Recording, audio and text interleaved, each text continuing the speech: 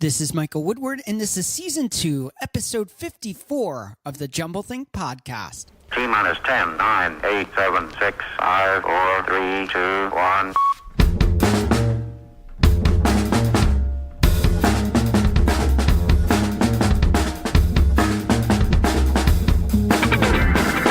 Welcome to the Jumblethink Podcast, a podcast focused on telling the stories of dreamers, makers, innovators, and influencers. Along the way, we're going to give you some tips and ideas how you can chase your own big ideas and dreams and change the world around you. On the podcast today, our guest is Claude Zdanow. More about Claude in a moment. On Monday's episode, I'm back sharing on a topic. This time the topic is persona versus authenticity. If you are an entrepreneur, you really need to think about this whole space of how you present yourself to the world. It's going to be a super fun episode, so make sure to check out Monday's episode all about authenticity versus persona. Now let's jump into today's episode. Hey there, welcome to the Jumblethink Podcast. My name is Michael Woodward. I am your host. We have an incredible episode lined up for you today. Before we get rolling on today's episode, I want to encourage you, wherever you like to listen to podcasts, head on over, click that subscribe button. If you like Apple Podcasts, go on over to jumblethink.com/iTunes. Or if you like Spotify, jumblethink.com/Spotify, and it will take you right to the app where you can click the subscribe button. So go do it. Go click that subscribe button. Now let's learn a little bit more about today's guest, Claude Zdanow. Claude, thanks so much for being on the podcast. Thanks for having me. Glad to be here. So tell us your business name and the role of the business and what you do. Sure. Yeah. I'm the founder and CEO of the Stadiumred Group. So my day-to-day, and we can get into the business a little bit, but my day-to-day is really focused on, growing our overall holdings. The company owns a few different marketing companies today, but I started the company 10 years ago, actually in the music industry, funny enough, and because of two successful businesses that we were able to build in music, I was able to transition and grow into kind of more who we are today. So yeah, that's who I am and what we do. Now, you started out very young in the music industry. Tell us a little bit about that story and the evolution, your journey of starting your own business, the entrepreneurial endeavors that you've done, and how it's evolved through the last couple of years. Absolutely. Yeah. So, to make a long story short, I'll keep it long, I should say. Like most kids, I grew up on Long Island, in New York, just outside of New York. And, I was fortunate enough to grow up in a time where I was, allowed and had access to technology, not just video games, but computers. Both my parents were in business, but at the same time, I was also very passionate about music. I mean, ever since I was a young kid, my mom played me the Bee Gees when I was 7 years old. And, that was the beginning of a long road of what I thought at the time was, I wanted to be a rock star, right? That was my mission, what I wanted to accomplish. And so everything in life kind of surrounded that. And I was fortunate enough, my parents noticed that. And so I started playing piano because they got me a piano teacher. And fortunately, she was, young and from Juilliard and, was a singer. And so she got me singing and playing music. And more importantly, I think, I learned a lot about music kind of from before my time, whether it was Billy Joel or Eric Clapton or Led Zeppelin. I wasn't playing classical music, let's just say. And I think a lot of that really inspired me to eventually pick up a guitar and teach myself to play guitar. And the natural progression from there for me was, okay, I have to start a band. I have to get on my path to being a rock star, right? So, 13-year-old me, being a bit of a self-starter, put together a band of friends. And before I knew it, I was trying to book our first concert at a VFW hall on Long Island. And then I was printing our T-shirts, and then I was making our website. And before I knew it, I got us to our first time ever being in a recording studio. And I went to a recording studio, and it was a small studio in some guy's basement on Long Island. And we recorded our first album, and I fell in love with that process. I fell in love with the idea of making music, and it was one of the first studios on Long Island that was using computers at the time to record music way before the a lot of the stuff that we have today. But I was fortunate enough that I convinced the owner of that studio to allow me to, during one summer, have my parents drive me there and learn about making music from the production and engineering side of things. Yeah. Excuse me. And, that naturally progressed. I mean, when I went from kind of 13 to 17, 18 years old, over those years, the band I was in grew to be one of the larger bands on the Long Island music scene, which is, kind of been famous for years for bands like Brand New and Taking Back Sunday and a lot of the kind of pop punk music that came out of there. And because, my band was pretty successful, eventually I started recording my band's music on my own. Yeah. And at the time, a lot of the bands we were working with and playing with started asking, me to record their music. And so I funny enough, convinced my father, we had a finished basement in my parents' house that was, full of junk and, in a bedroom that no one ever used. And I said, listen, if I can sell all this stuff for you on eBay, and this is when eBay was really big at the time, I was like, can I use this room to record my bands and my friends' bands? And my father was nice enough to say that if you sold all the stuff, you could, keep the money and use it to start your studio. And so I did. And basically over a few years in high school, I ended up recording some of the bigger bands on Long Island and, generating a significant amount of money to make it a real business. But the funny thing is, all this part of the time when I was running a business in my parents' basement, fortunately with no overhead or rent expenses, it was never the goal. The goal was always to become a rock star, if you will. And unfortunately, at the time, that didn't happen. My band broke up, and people ended up going off to college. And for me, my dream was always to make it to New York City. And so I closed up shop, if you will, and moved to school and went to school in New York City. And within my first semester in college, another band that I had grown up with called Patent Pending, who was signed to an imprint on Warner Brothers, called me up and said, "Hey, Claude, we need a bassist to come on the road with us. Do you want to join our band?" And, literally, I think I remember the words from Joe, who was, a friend, basically actually one of the guys who taught me my first song on guitars. That's how long I knew him when I was 12 years old. Yeah. He basically said, "Claude, you're the only one crazy enough that would come on the road with us and leave college. And so we thought you'd be great to join the band." And so I went on the road, for almost 6 months between kind of stoppage and coming back. And I realized that, my lifelong dream of wanting to be a rock star was not for me anymore. And so I decided to, leave the band and go back to school in New York City and oddly enough, almost give up on music entirely. Oh, wow. And, had kind of one of these moments in life where, I thought I always knew what I wanted to do and didn't at that moment in time. But fortunately, one of my best friends growing up, a guy named Ben Kaufman, when I was running my recording studio business in my parents' basement, he was starting a little known company at the time called Mophie, which later on became famous for inventing the iPhone battery packs. Yeah. And when I had made some money, I was his second investor in that company. And right around the time I got off tour, he had just sold that company and was starting a new business that was called Cluster and eventually would go on to become Quirky. And when he was doing that, he obviously asked me if I wanted to roll my ownership into his new business, which I, of course, said yes.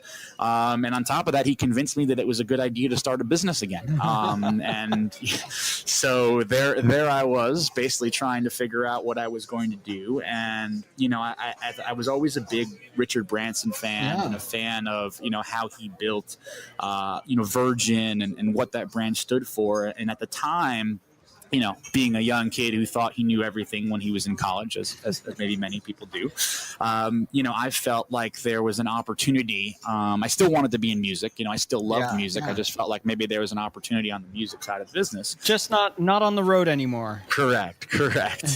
And, I wanted to build a brand in music, right? That was like my vision. It wasn't necessarily about a recording studio in the beginning. It was really just about, I wanted, I felt like there was all these great companies, in the 60s and 70s, the Motowns of the world, the Capitol Records, these brands that meant something so much that, they were even bigger than the artists that were on these record labels.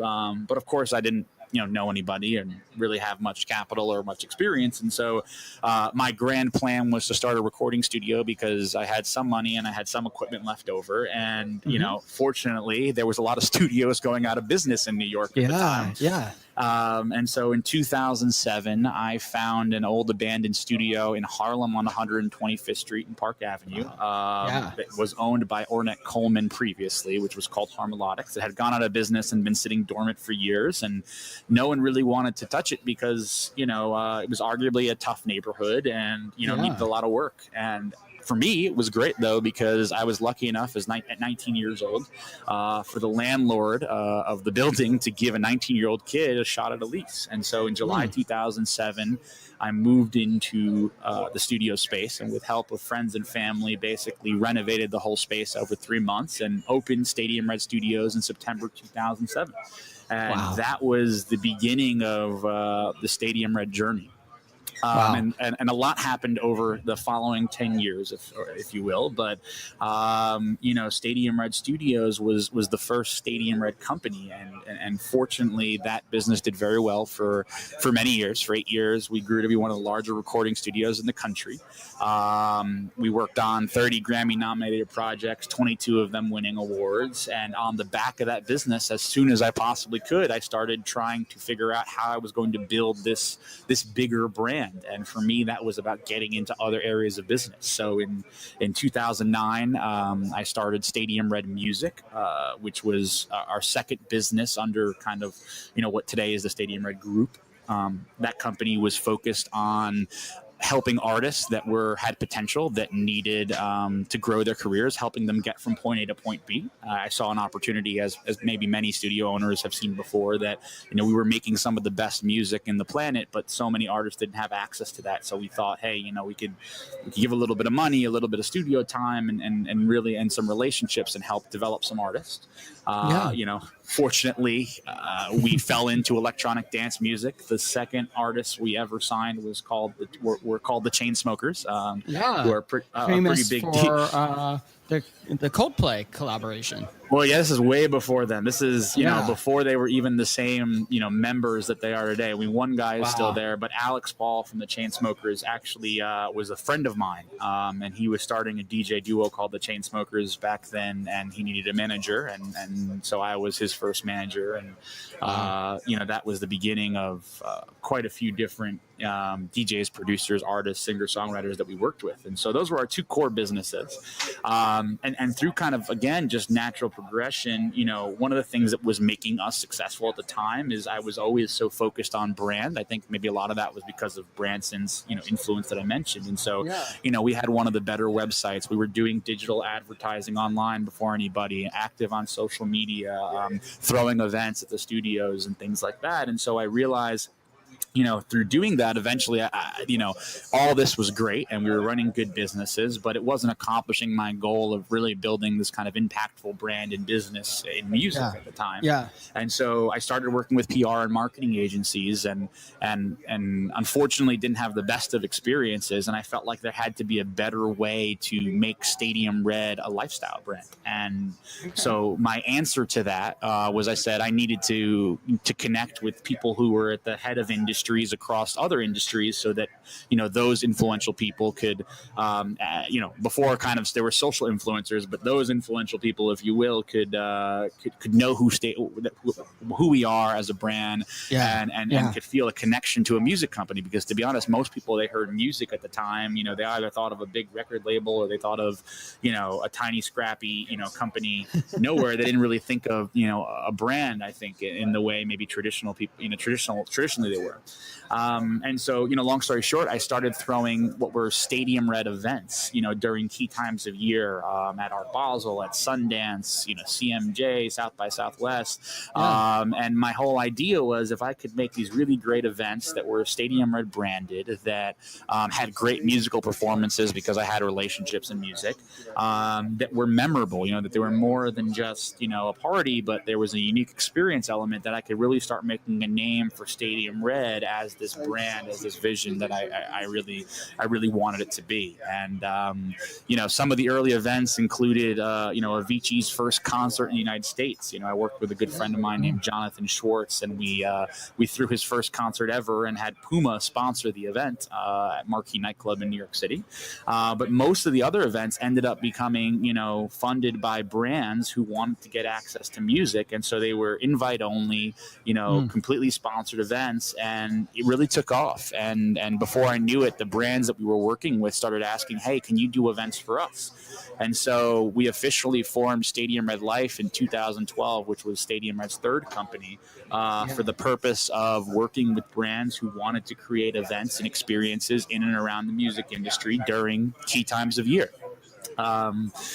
So that's really how we got to, I think, the beginnings of what Stadiumred is today. But from 2012 on, the company really started to change shape. There were lots of ups and downs and some really hard times in there as well. But the long and short of it is, as of, basically 2015, we transitioned away from the studio business and from the artist development business and started focusing, 100% on marketing, because I realized for so much of my career, I had enjoyed helping people, right? I enjoyed helping artists create music. I enjoyed helping artists build their own brands. And that same enjoyment I was getting, but working with entrepreneurs, business owners, and brand marketers who wanted to, market their brands and do stuff that really created return on investment. And so I decided to really shift my focus and take what I felt was the big, impetus for me being successful, which was more than even music. It was really about building a brand and building a lifestyle and saying, can I help other companies do that? And so I doubled down on Stadiumred Life in 2015 and progressively shifted all the company's focus to building a marketing business that would help entrepreneurs and companies grow. And that's evolved much since 2015. Now we own 3 different marketing agencies, across, the country, as well as, Amsterdam, and actually in the process of acquiring yet another business to grow that and grow the offering that we do for our clients today. Well, we'll dive more into that in segment 2, but I want to take a few more minutes to talk about the bigger picture of what you've created and the heartbeat behind it. One of the things that we always like to find out is how you find fulfillment or significance, purpose in what you do. Why do you think there's why do you think it matters? Sure. I think that's a really, really good question. And to be honest, it wasn't entirely something, as I mentioned, when I first started this business, it was about this ideal of building a brand, a lifestyle company, but that doesn't really, let's just be real. That doesn't really matter. It doesn't impact me personally. It was a goal, right? There's many people have many goals in life. So I think I didn't really realize what drove me every single day till many years later. I kind of hinted at it, with the idea that, hey, I was running a recording studio business and I loved helping creatives make great music, or hey, I was managing artists and helping them grow their career, and I enjoyed the success of that. But even if I go back to myself as a kid, what I really loved doing, when I was a kid, I was very good with computers and technology. And I used to have the parents of my friends asking me to come over and fix their computers, right? And I ended up doing it so often that I ended up overextending myself and kind of under-delivering, because I always wanted to say yes to helping people with things I was good at. I think that same sort of thread and enjoyment is really why, I feel, I should say, in what I do today, working with companies and entrepreneurs to build their brands and effectively build their companies, right? You can't build, you can operate, you can raise money, you can do all these things, but if you're not able to get new customers and grow your business, by using things like marketing, you're not going to have a successful business. And I think my enjoyment has always been being the guy behind the scenes, being that linchpin that can help catalyze or affect positive change. And so I think even you look, everything I do, now and think about even down to the companies that we acquire or the businesses we build, it's about, are we making positive change in the industry with the people or whoever we're working with? That's why I go to work today. It's like, are we growing something? Are we building something? And I think that's what drives me, Quite simple. Yeah, that's completely understandable. And I think that more and more people are, well, at least those people that are millennials that are getting a little bit older are looking at it and going, I really want what I'm doing to matter. And I think that's such a significant shift right now in the arts and in entrepreneurship, business, and even traditional jobs. People are wanting something that has lasting impact. Yeah, I couldn't agree with you more. I really couldn't. Yeah. So what's one challenge you're currently working to overcome in your own business? Wow, there's always challenges. Yeah, I guess we can get into that a little bit more. Some of the challenges we faced over the years. I think, to be honest, my biggest challenge right now is, you know, I made a decision, very recently that to accomplish, to make the impact I want to do and really be able to, make change happen, on a scalable and in a large way, I needed to really grow this business. And I needed to make a decision that it wasn't going to just be, me and me growing this business kind of hand over hand, reinvesting profits and trying to scale the business. I needed to really figure out a way to grow it faster and in a way that can be competitive and but in a smart way, right? Listen, I've never been a fan of, and this is not knocking anybody, but I've never been a fan of, the venture VC way of building businesses, just scale something so much and, prove you can solve a problem and then figure out the business later. I've always been like, how do we build a business and then grow? Make it sustainable. Grow it sustainably, of course. And listen, it's not always sustainable. There's ups and downs, and there's challenges to doing that as much as anything else, right? I think my big challenge is we've really started shifting our focus this year, where we've started looking at acquiring and either teams or other agencies and companies in the marketing space that are experts at what they do better than anybody else. Right. That we could kind of bring into the Stadiumred Group holdings, if you will, to better service clients and to better create an ecosystem of companies that are the best at what they do in marketing. Because I knew that it would be nearly impossible for me to build and do everything for everybody, right? There's so many, today's world, there are so many things that fit into the marketing bubble, if you will, and things that even are, that fall a little bit outside of it that can really help companies and businesses grow, and building them all, yourself is near impossible. And so, my big challenge right now has been, we're fortunate that we've completed a few of those acquisitions and we're working on some more, but, really focusing in on, how do we maintain culture?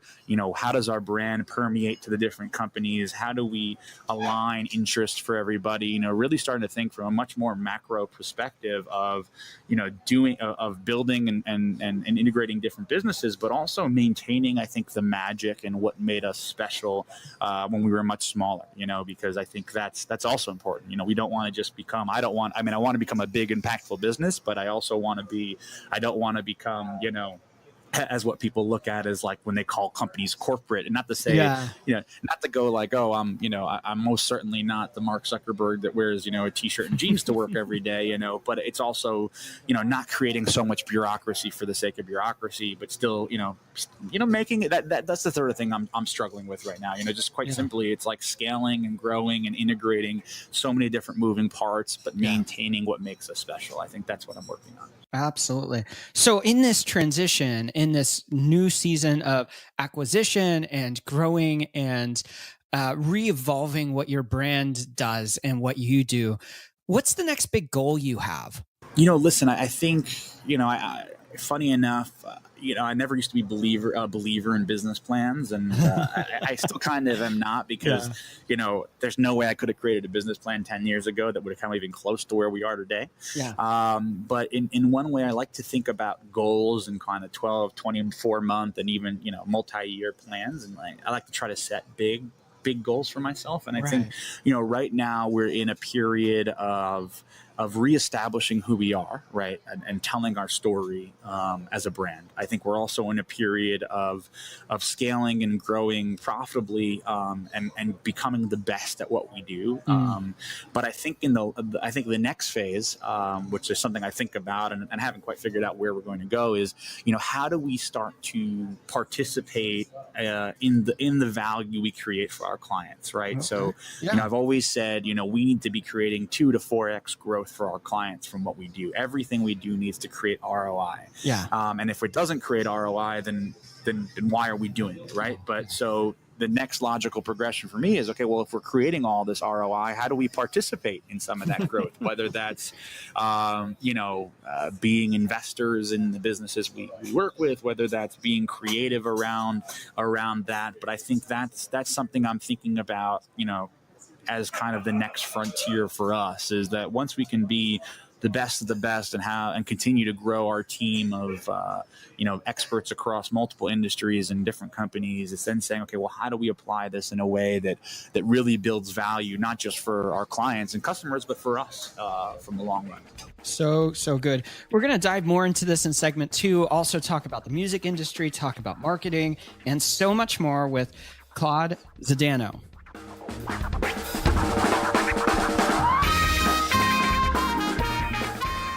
Big ideas and dreams don't always come easy, and moving past the idea and dream into the reality of making that real is often hard to do.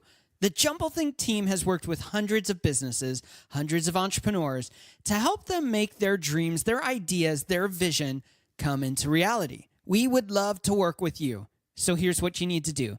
Swing on over to jumblethink.com/helpme. That's jumblethink.com/helpme. And let's start the conversation on how we can help you make your ideas, your dreams a reality. Now let's join part 2, segment 2 of our interview with Claude Zdanow.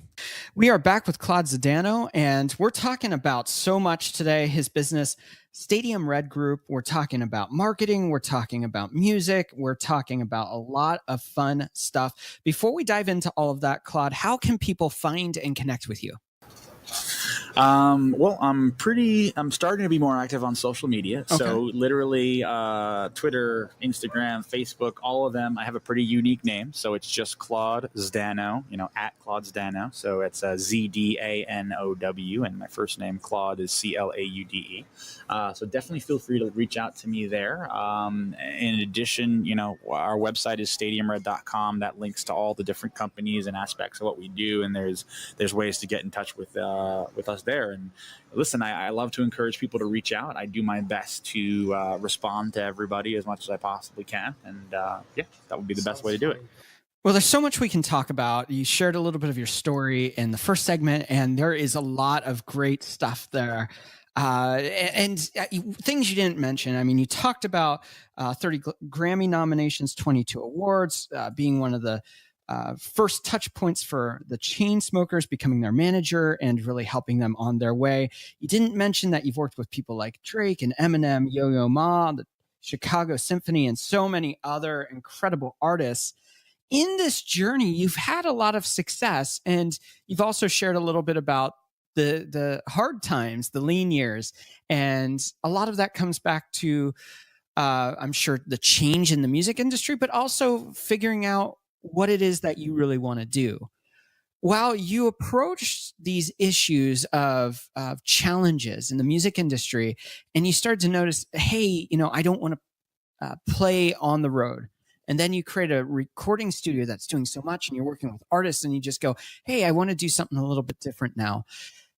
Talk to us a little bit about being aware of the evolution of what you're building, because I think so often as businesses or CEOs, we've seen it with corporations like GE or even Apple at times, where they become stagnant and they just kind of rest on the status quo of where they've been. How have you always kept on the pulse of moving forward and being challenged to make the choices to set yourself up for success for the future?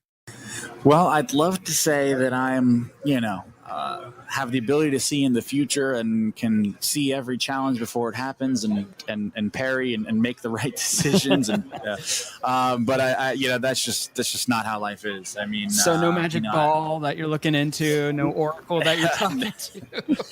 Unfortunately not. I mean, I think a lot of times, and this is the good thing about being small sometimes and the bad thing about being big, but a lot of times sort of things kind of naturally hit you in your face and you have to decide,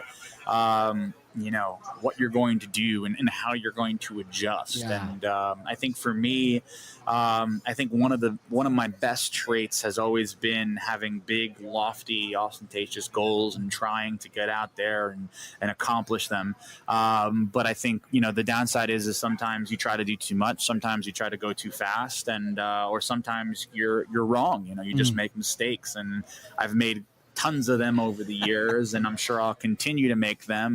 But a good friend once told me that failing is good, failure is okay, and it's about learning how to get back up from that failure and continue. And I think I've just had a lot of perseverance over the years to see that a lot of times you keep trying and pushing, and something eventually just doesn't work, and eventually you make the progression and choice to make those changes and make those adjustments because there's a path of least resistance. And a lot of that's happened organically for us. When I built the studio business, everyone told me not to go into the recording studio business, and we were able to build a little bit of a different model that worked and build a little bit of a brand that really was great. And I thought that that was always going to be able to beat the technology world, and there was always going to be a need for highly talented individuals in a single place. But I think even I didn't see how remote things were going to get and how things differently were going to change. And so eventually, even like the studio, using that as an example, a successful model that worked very well for years ended up not working anymore. And that's just the nature of things. Sometimes it just happens, and you have to be willing to accept that and willing to change. And I think that's the one thing, the two things that I would give as a piece of advice is, try to identify, a challenge or an impeding change that's outside of your control as quickly as possible, and then figure out how to pivot and how to adjust your business model to keep going. And I would say the second piece of advice my favorite Winston Churchill quote, which is, if you're going through hell, keep going. Okay. Because at the end of the day, a lot of this is just about putting, a lot of being an entrepreneur, building something is about putting one foot in front of another. Right. It's not that you're always going to know, how you're going to get to the goal or what the path is or even what the answer is or the solution, but it's about, persevering and trying to do the right thing and just finding the next step and just taking those next steps. So good. And I think it's those people who have the longevity, the entrepreneurs that get on the other side are relentless in their pursuit of moving forward. And so often I think people that have ideas and dreams and have kind of a business thing that they want to do, they get into it, find out that it's hard, or that the challenges that they're facing are unexpected, or there's failure, or there's a change in the marketplace, and then they don't evolve and push forward. They just kind of say, hey, I'm ready to check out of this. For you, that endurance, that ability to keep on going, what drives that? What continues you to move forward when the music industry shifts and things aren't done the same way, or when you kind of figure out, hey, I'm not doing exactly what I want, but I know that I'm doing what I want through being an entrepreneur. So I need to do something different, but I want to continue doing something on my own. How do you keep going in those lean times or discouraging times or even depressing times? Yeah, I mean, it's a really good question. I think I don't know what the word to say, but there's gotta be a belief in yourself, and vis-a your belief in yourself, a belief in your mission, your your vision, not in the scholastic way of writing what a mission statement is, but like why you're doing this, like the brand that you believe in. There's got to be an unwavering belief in that and in yourself. And that unwavering belief, and what people don't realize, and why people, I think, walk away a lot of the times. And listen, I think a lot of people make the right decision to walk away a lot of the times. But I think, I was reading somewhere, but if you look at like Elon Musk or Steve Jobs or a lot of these guys, they have this unwavering kind of belief in themselves and in the bigger vision to a point that goes beyond logic, and a lot of times causes a lot of difficult situations, not just difficult for one individually, but difficult for life, right? I mean, I'm sure they have their own stories, but I can tell you along the way, I've lost relationships. I've unfortunately put the business ahead of a lot of other things, which has caused, personal stress for me, personal stress for family, friends. Right. And unfortunately, a lot of times when things are tough, causes a lot of fallout.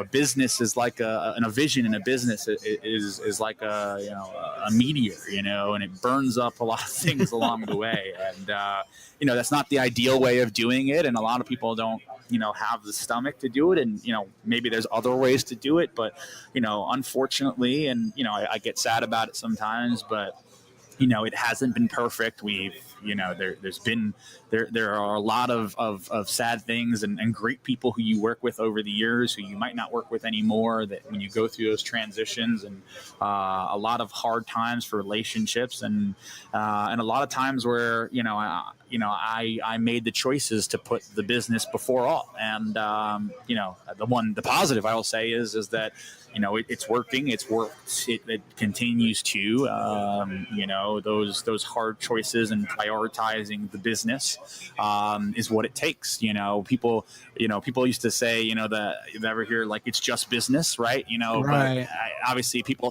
think of that comment as being like, oh yeah, it's just business. There's no, you're not even human, right? It's like, where's the compassion? Yeah. Where is that human nature? And, at the end of the day, sometimes it's true. I mean, at the end of the day, the business is its own entity. It's its own being, and what is in the best interest of that business sometimes goes beyond what's nice or what's great or what somebody else's needs are, and so just as like a human, you have to put your own personal needs ahead of everybody else. I think entrepreneurs put the company's needs ahead of everybody else's, including their own, and sometimes that puts for difficult decisions. Right. So that's what I would say about that. Yeah, absolutely.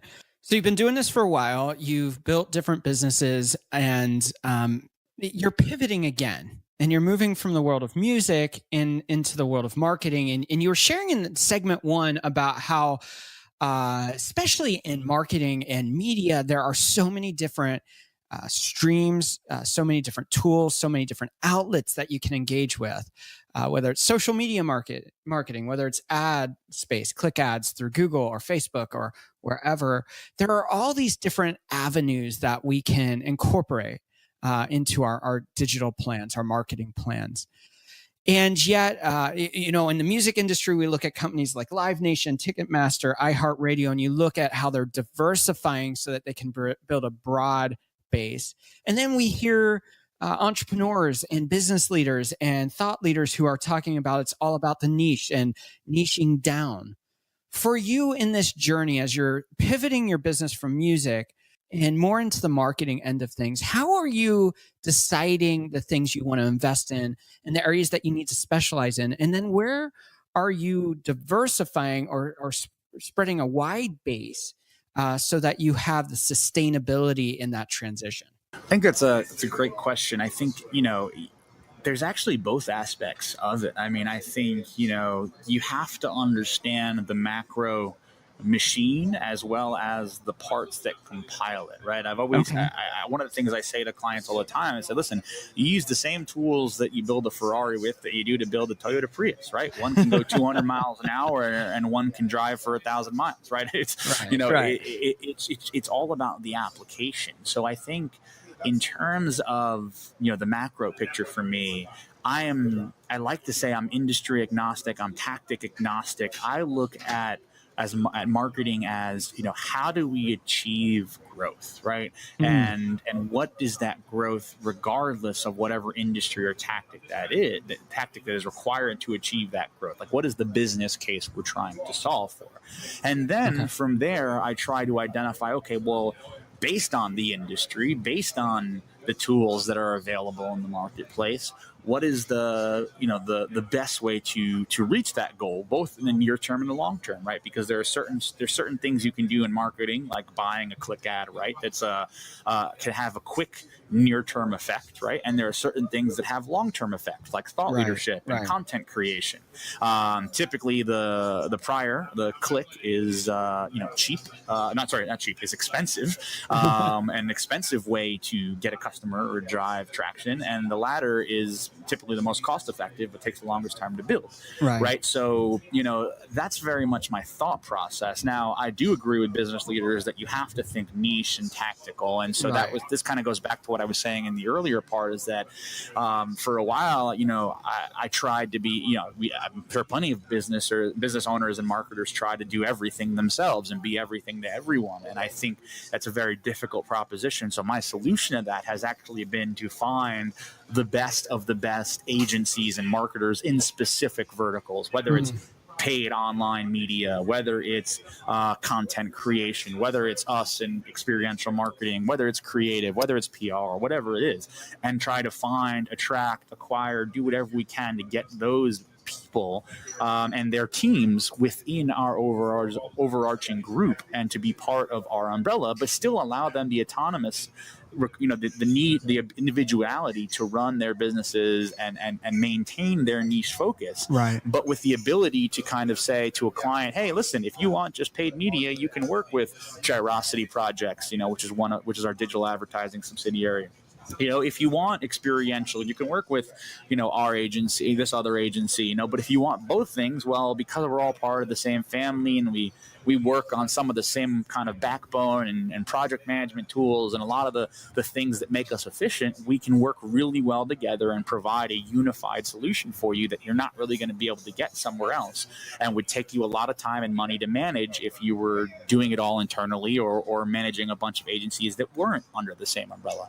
So that's very much the way, we're trying to approach and solve that solution to maintain kind of being the best within the niche that we need to be, as well as being able to provide that kind of holistic, solution for the clients we're working with. I love that. And for us, I can relate to that with the web agency that we've built and developed for years, because so often we look and we say, hey, you know what?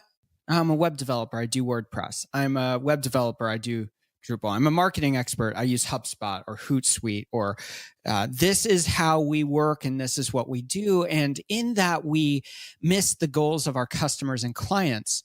Whereas when you approach it and say, hey, what are your goals? What are your outcomes that you want? What is that end story that you want to tell from the goals? You want to grow the business by what %? And then being able to utilize these mechanisms in marketing as a tool instead of the solution that you offer as your offering. So a tool versus an offering is a powerful thing, but it requires much more skill set, much more knowledge. When you're sitting down with a customer and they're saying, hey, our goal is to grow our social media presence by 150% this year, or hey, we want to be closing 2 to 3 corporate projects a month, or whatever they're coming in, how do you approach looking at their problems and creating solutions and a path forward for them in a very noisy space right now?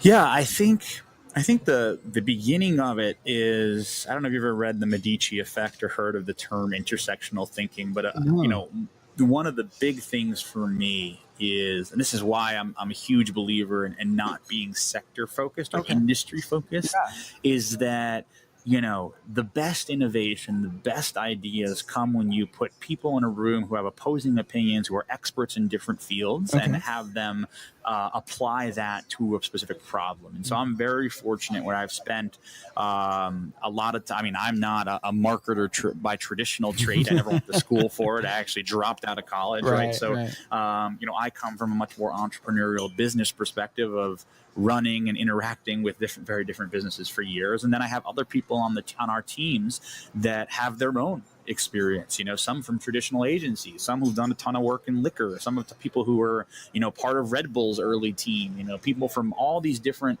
walks of life, both entrepreneurial, brand, agency, you name it, who've worked across all these different industries. And so I'm fortunate that I've learned so much from them, and I continue to. But then what we typically do is we try to bring as many people to the table as possible in the kind of planning and get as many different perspectives as possible.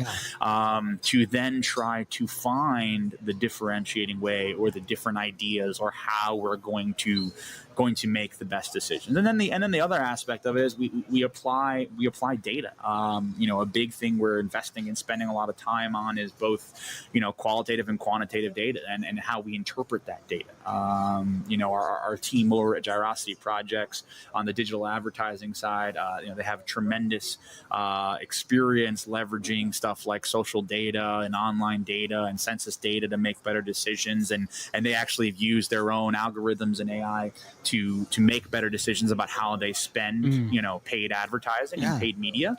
And we're starting to apply that to content creation. We're applying that to events. We're applying that to written copy. I mean, everything you can think about. And so how do we make better decisions that are more tactical, that are more focused, that will achieve better results, is part of our ethos and something we're constantly striving to work on. So we combine the intersectional thinking of this, great community of people from all different walks of life with big data, with computer-driven decision making and don't let either one of them make the final decision. Right? We value and statistically look at both to try to come up with the best solution. And so I think that's very much what differentiates us and how we approach marketing, and before we even get to tactics. So you start out in the music industry for years and years, and you're pivoting into marketing. And there's a lot of principles in building a brand, a label, building a band, a reputation, a following that you can apply to marketing. What are some of the biggest lessons from the music industry that you're carrying into this new endeavor that you're building? It's so funny you say that, because I always tell people, listen, I think I'm a good marketer because I built brands in the most difficult industry to do it in, which is music, right? Yeah, for sure. Yeah. I think, music is, I've always said it, right? I think music itself is marketing now more than even it is. Like, the artists are brands, they're companies, right, and their music is a way for them to communicate their message and get customers. And those customers then go to their live shows and buy their merchandise and support their campaigns or whatever it is. And so I think, I think there are a lot of parallels from that. I think the biggest thing that I've learned from music that I apply, to the marketing side of things is this level of authenticity, right? I've always said it, but there's so many. I mean, and listen, and people can argue there's manufactured artists out there and manufactured bands, but in my opinion, I think the most successful brands in music, and this goes for the Chainsmokers as an example of an artist that I worked with, but even Drake when he came to the studio before anybody knew him, or Kaiza before anybody knew who she was when she came through the studios. It's this idea of creating a brand that is uniquely the people that are behind it. Okay. Because I think that authenticity really, really resonates. I mean, and it comes through in all the channels that you put out there, right?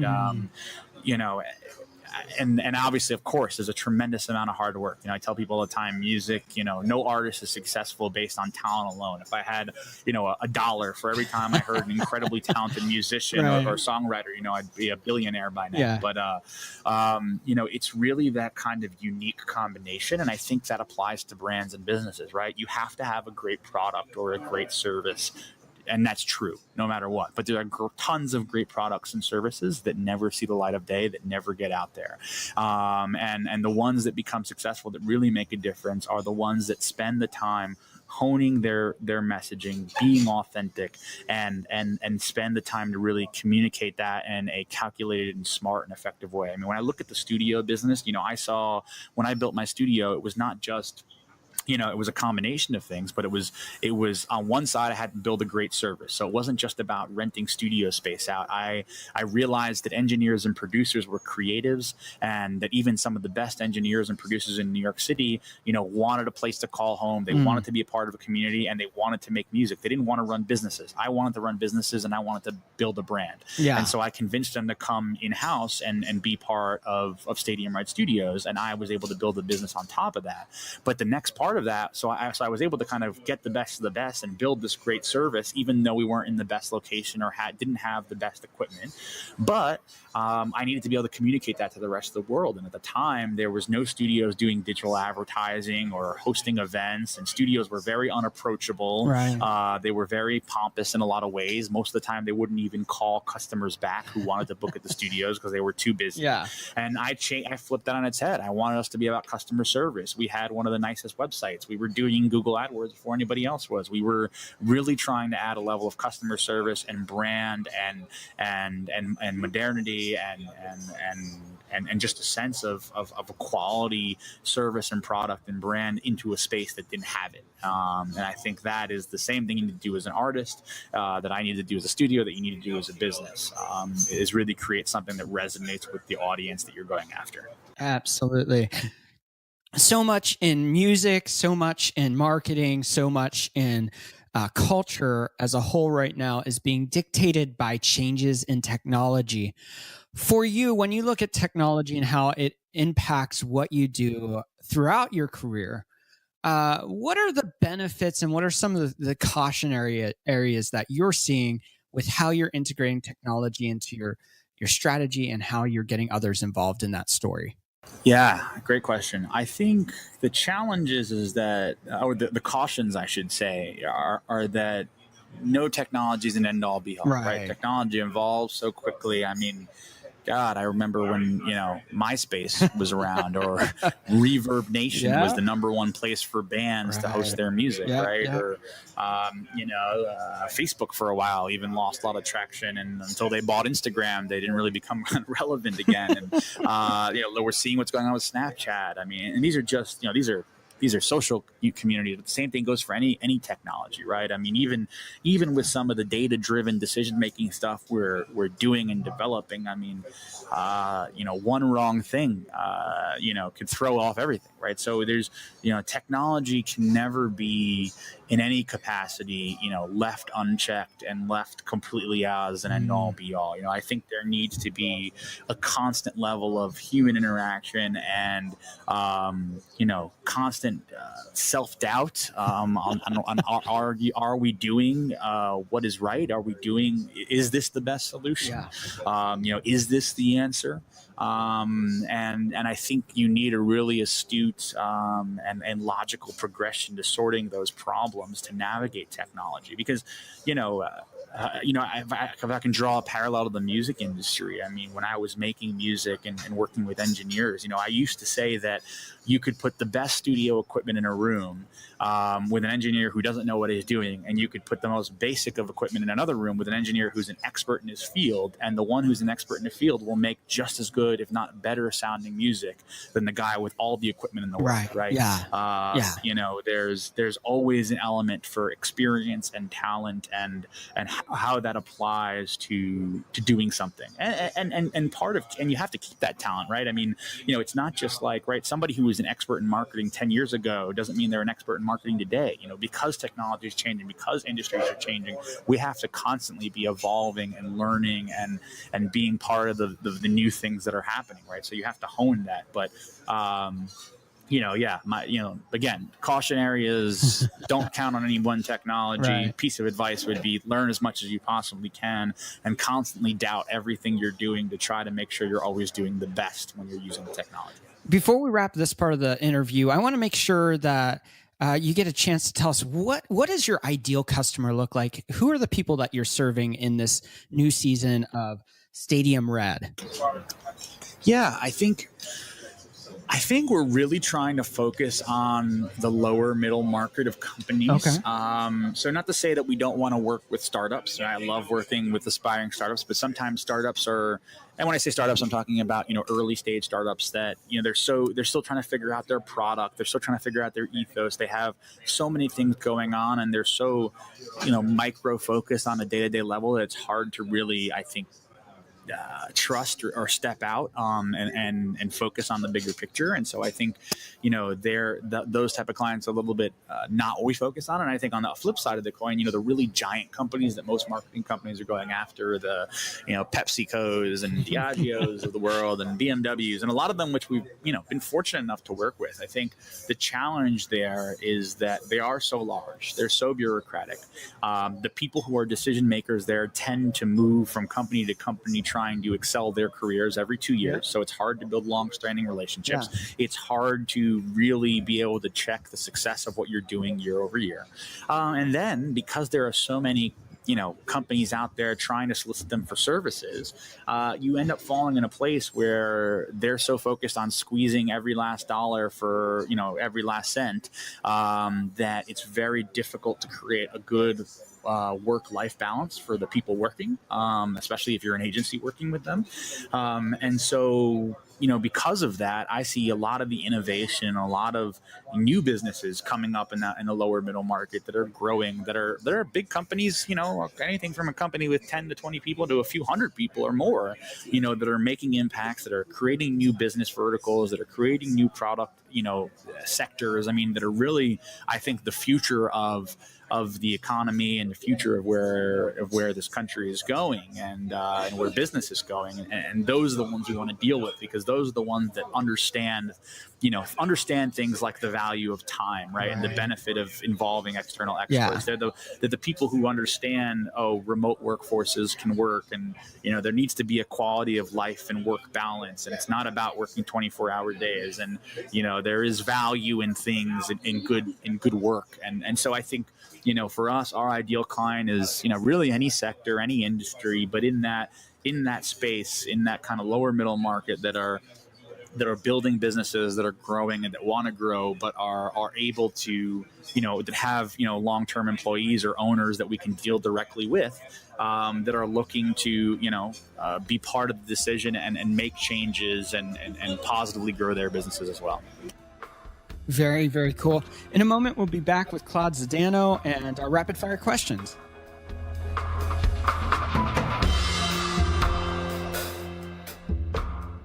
Are you loving today's episode? Well, here are a few other recommended episodes you may want to check out. Season 2, episode 40, our guest was Jeremy Ryan Slate. Jeremy is a great friend, and he helps people get their message out there, tell people about their services, and really become the expert, the influencer in their space. In Season 1, Episode 53, our guest was Max Skinner, who is one of the owners of Two Rock Amps. They manufacture high-end, boutique, hand-wired amplification for some of the leading guitar players around the world. Even people like John Mayer have used their amps. These are just 2 of our past episodes. We have over 150 other episodes, and every week we're adding more. So make sure to check out some of our other incredible guests on the Jumblethink podcast. Now let's jump into rapid fire questions with Claude Zdanow. We are back with Claude Zdanow. Claude, are you ready for rapid fire questions? Let's do it.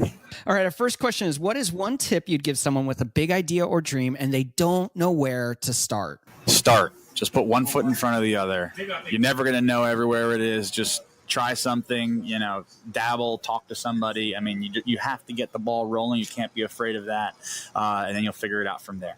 What is one change you'd like to see in the world? Good question. I would love to see a shift back towards, real human connections again. I think it's a silly thing to say, but, it's funny. I was talking to a friend recently, and I'll make this short.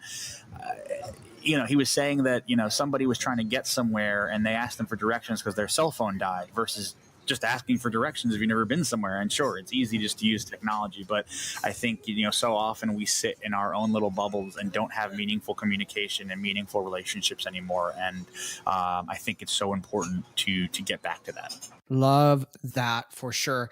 We are trying out a new question. You are the first person that we're trying this new question out, but we're super excited about it. The question is, what is one trend you currently see around you that excites you? A trend that excites me. Okay, cool. I think the one trend that it probably excites me the most is a more scrutinous shift away from influencers, right? So influencers are everything, and obviously it's great, and I can talk about for days about influencers and social media, and first it was big influencers, then it was micro influencers and all that. What I love to see is that a lot of the hype on that is in some capacities becoming more calculated, right? It's not to say that influencers aren't valuable. It's not to say that they don't fit in the marketing mix, but I feel like we're finding a shift, and brands and companies and people are getting much smarter about who those influencers are, who their audience is, and do they really move the needle for them. And I think it's important, because I think for a while there we were brands and companies, and everyone was like, oh, I want an influencer campaign, and that's the only way that I'm going to do things. And I think people are starting to realize that, just like anything else, just like you don't just count on everything by buying a billboard, right? There are all these tools are great, and influencers are great, but they all have to be applied in ways that make sense for them to really make an impact that's meaningful.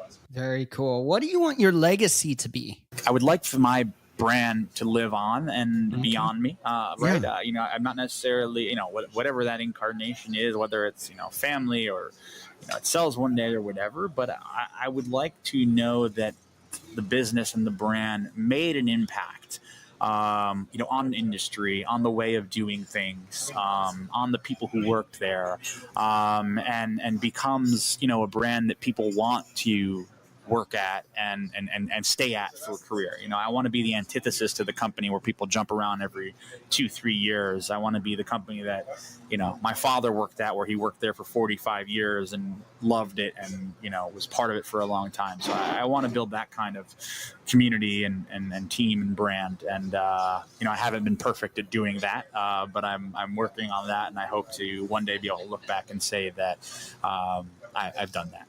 Where do you find inspiration? I find inspiration in places where I can turn my head off, my brain off. Okay. Music is that for me in a lot of ways.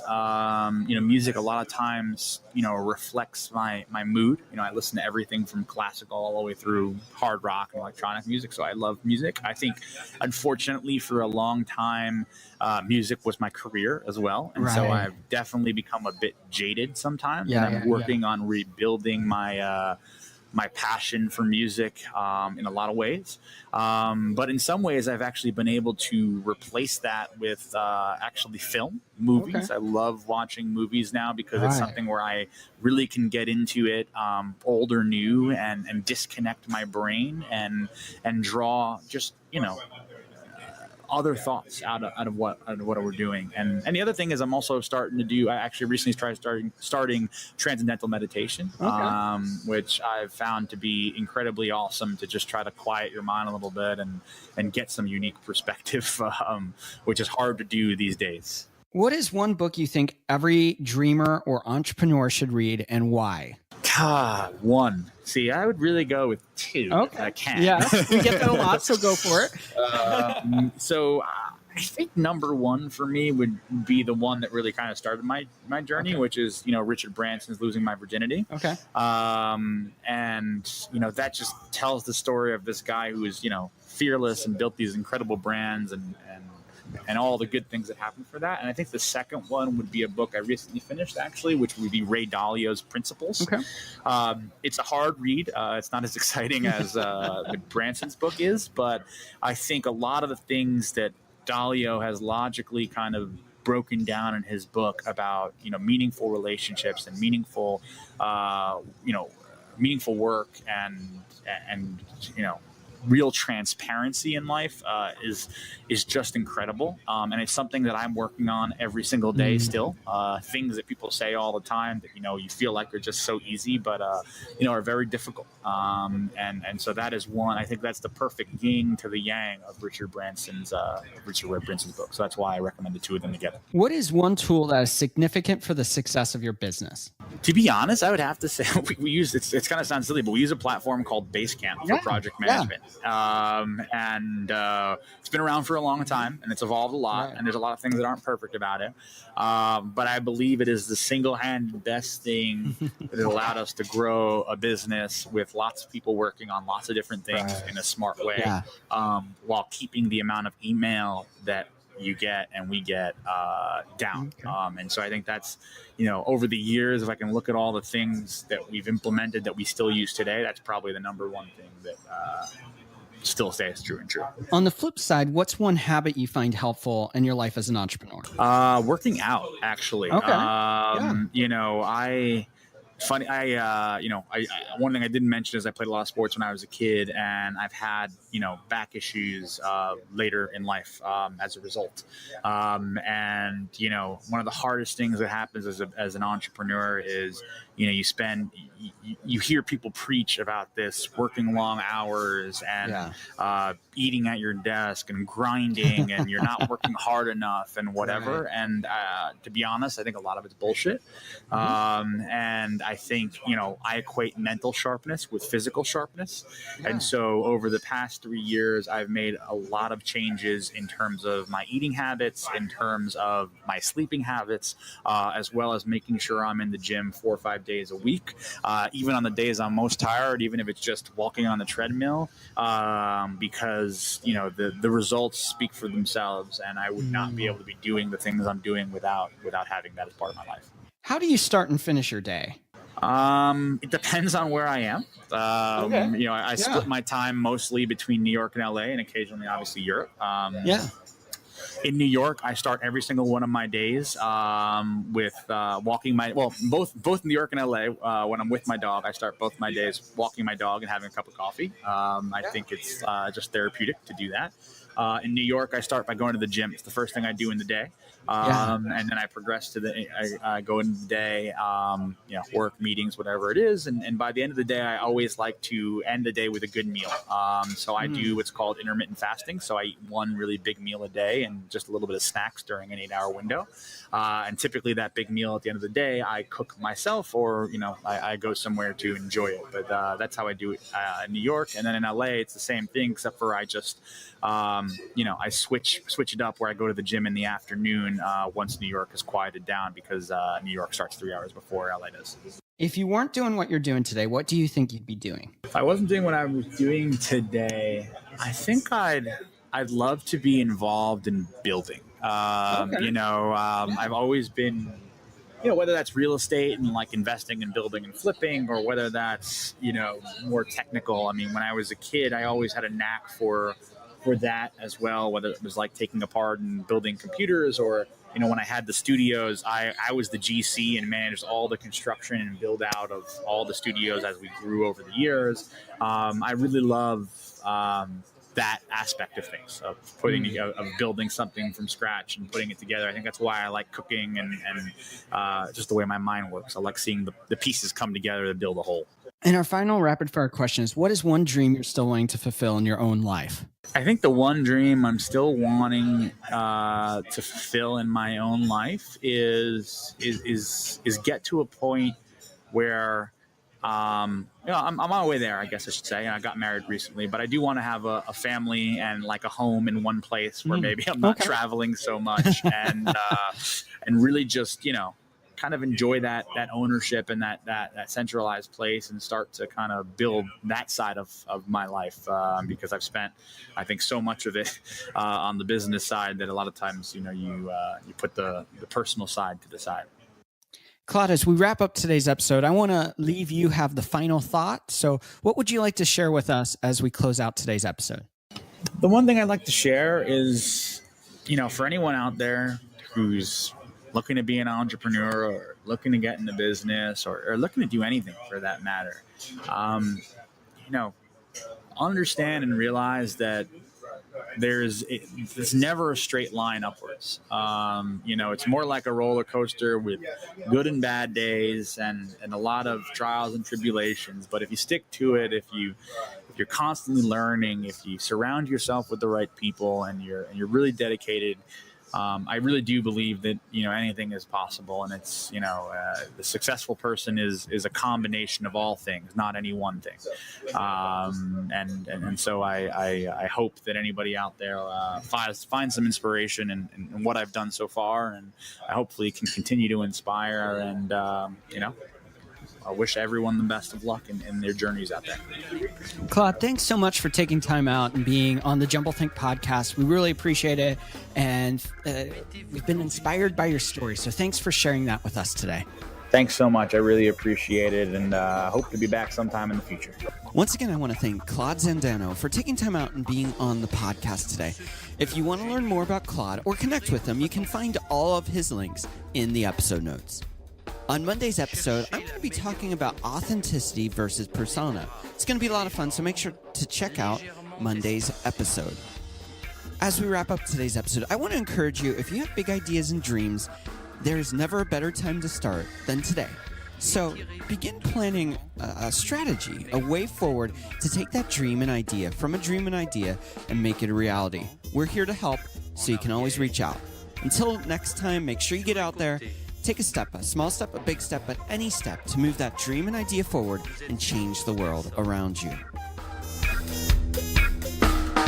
Les mères de famille, les enfants, peuvent également prendre un moment revitalisant.